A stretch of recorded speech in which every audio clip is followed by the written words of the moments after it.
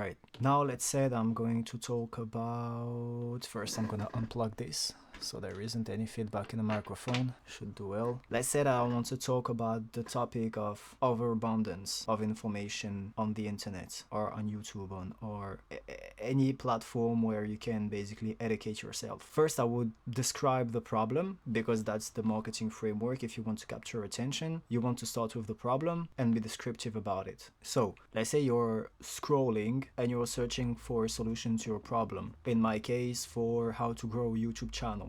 So now I found a ton of advice. You have to optimize the SEO, so title, thumbnail, description. Also, it goes on the technical stuff about how to film the videos, how to do the lighting, the sound is important, how do you structure the videos. And you're like, bro, I only have like 3 videos in my channel, I have 0 subscribers, I'm not comfortable, and I don't have the habit of talking to a camera, and that's kind of confusing because I have all these different advices that are probably true and makes absolute sense, but I can't apply them all. And even the most important ones that seems to be the most important ones, I still have something very fundamental to work on.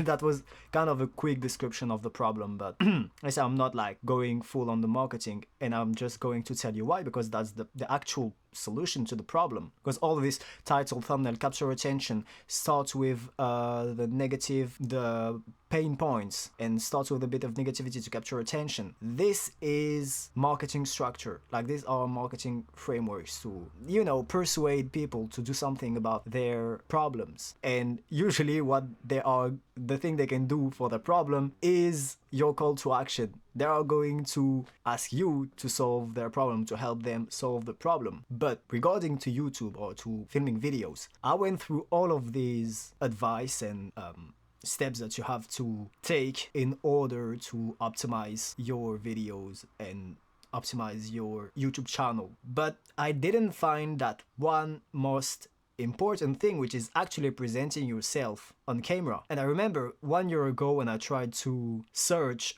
about this, like how can I basically feel comfortable speaking to a camera, I didn't find that much videos at all. Maybe I should go and 1 year later and try to do the same research and see if there is more content about it.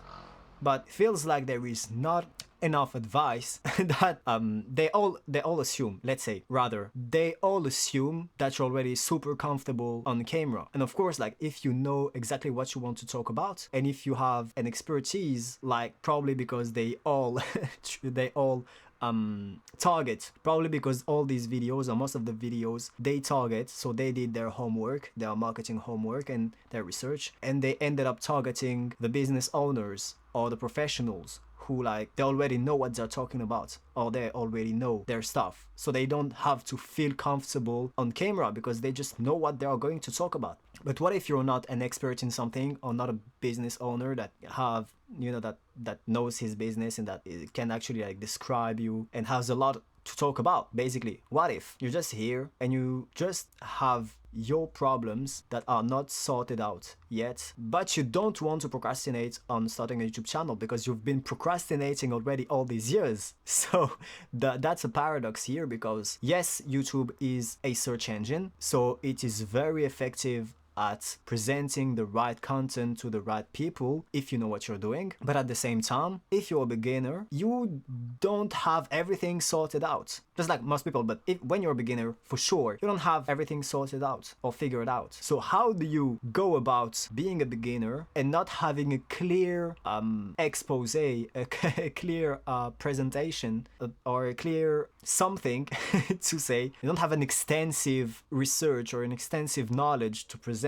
Let's put it like that. You don't have an extensive research present, like you've got everything figured out. How would you go about it? Because now you're ending up with imposter syndrome and you can't really feel confident and comfortable on camera. Well, that's what I'm doing right now. I'm actually describing my problem, the problem I encountered, and basically breaking down the solution. The solution I found is gradually implement or gradually add or gradually reveal the new stuff that you're learning about your own problem. And little by little, it's going to build up into an actual solution, into an extensive solution to basically solve the whole problem. So by making a bit of research, focusing on a specific point that concerns you, because if you are not an experienced marketer or business owner that already solves specific problem, well, then the easiest thing to do is just to solve your own problem and to break down the process. I guess that's what we call building public, and this thing apparently has been proven to work. But that's not the question. The question is not if it's proven to work. The question is, does it work for you? So if you can basically solve your problem while documenting the process, well, you end up solving your problems and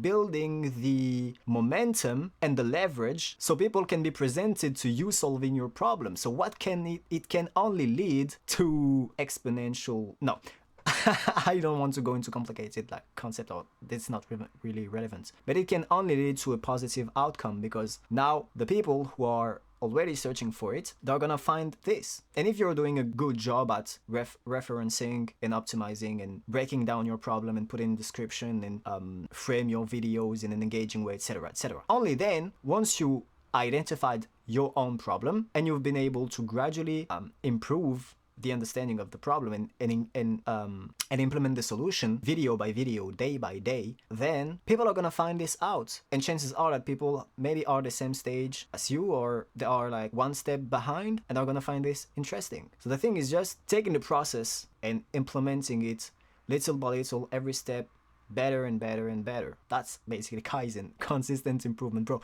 I just love this word. Kaizen is Japanese, like every Japanese word. That sounds fancy, but it's basically like consistently improving, piece by piece, little by little, consistently, and it can only lead to good things.